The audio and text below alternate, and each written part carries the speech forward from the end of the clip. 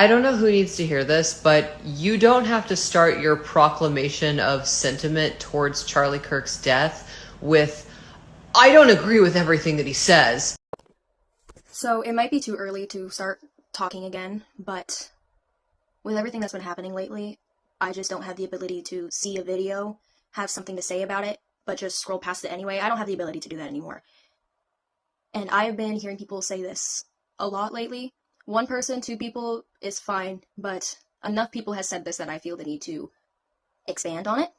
I don't completely disagree with this, but I was somebody who made a video about Charlie Kirk's death hours after it happened, and somewhere in the beginning I did say something along those lines.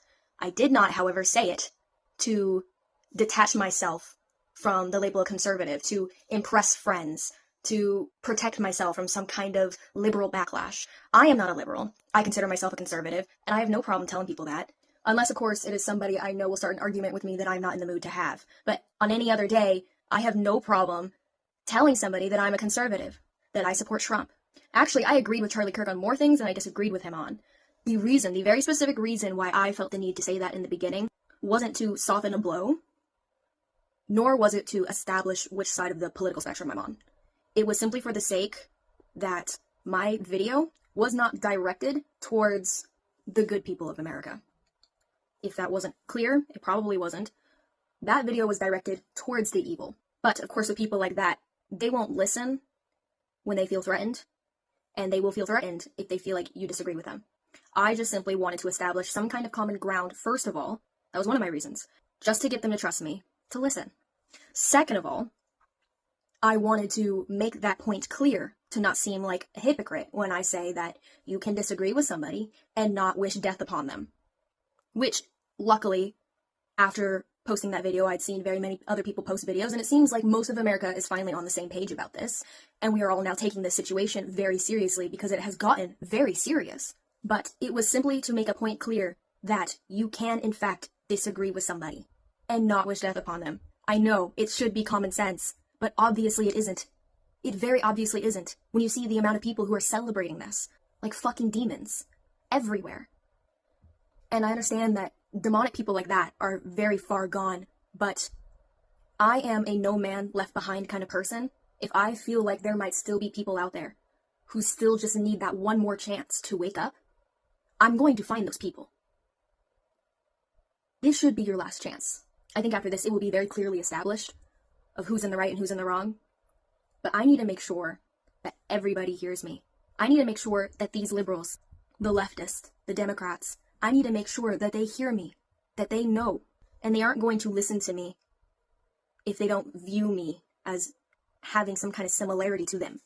Because there's this very obvious disconnect happening in their brains where they think that somebody who disagrees with them is no longer human and no longer deserves human rights.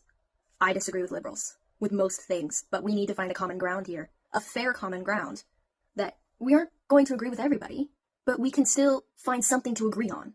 There's always something that we can all agree on, and I want to start with that. I want to start with, this is what we can agree on. Now listen to me. This is not okay.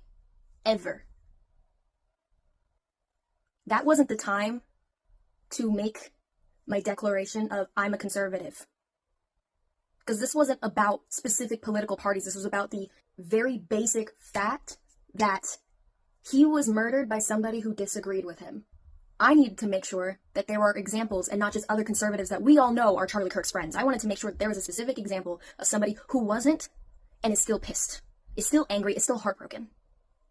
I wasn't a devout fan of Charlie Kirk and I still cried. 3 days later after the fact, I'm still having moments where I need to take a breather because I feel like I'm going to start crying again. Don't know who needed to hear that. But I did have a moment where I was genuinely wondering if I said something wrong. And so I had to work through it in my head to make sure that I wasn't saying it for the wrong reason. And that if I was, I would make up for that in however way I saw fit. There's my reasoning.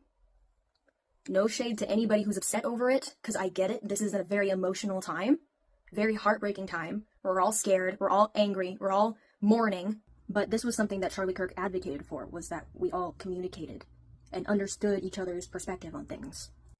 Charlie Kirk is a hero. In my opinion, it doesn't matter what opinion or belief you died for. If you are truly, genuinely willing to die for your belief, to risk it all, and die fighting for what you believed in, because let's be for real, he knew the probability of this happening was very high. He knew that this could happen, and he still spoke his truth. He still fought for his followers, for himself, for his family, for his country, for his God, and with no hesitation, he still fought, and unfortunately met the fate that many great heroes meet. Anybody who does that is a hero to me, and deserves the most amount of respect. May Charlie Kirk rest in peace.